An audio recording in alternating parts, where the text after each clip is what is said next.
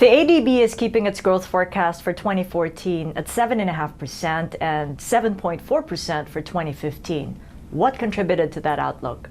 We do see downside risks to that forecast, given the relatively weak August number. However, if we think government is likely to continue or even expand its stimulus program, therefore there's a pretty good chance that the government will be able to achieve the 7.5% growth rate. We want to stress, however, even if the growth rate falls below the 7.5% target rate, as long as employment is healthy, that's not a problem for the country. At this stage of Chinese transition, in our view, it's more important for the country to carry out the set of reforms previously announced than to simply meet the growth target. So targeted monetary easing, mini fiscal stimulus, and keeping credit growth in check, what else does Beijing need to do to keep growth from slowing further? Even if the government wants to organize or expand the stimulus package, in our view, there are better ways to do this than simply further expand credit.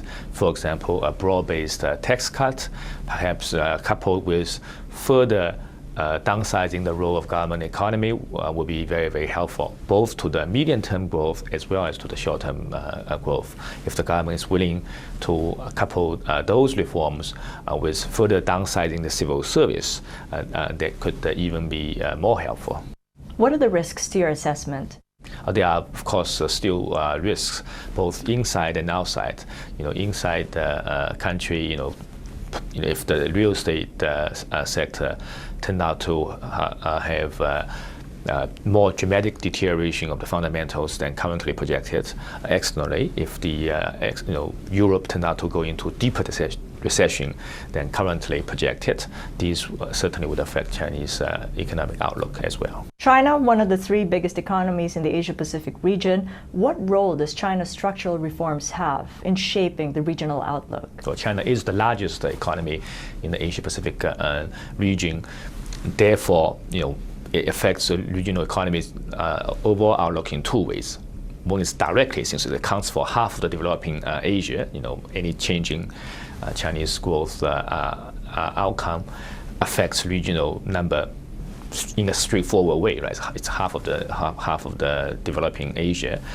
But indirectly, given that China is an important node in the regional value chain and global production chains, drawing on with other Asian economies as part of the chain. So Japan as the supplier of important components, as well as Korea, as well as many Southeast Asian countries. So whenever Chinese economy is experiencing either better outcome or worse outcome, it will have a ripple effect to other economies in the region.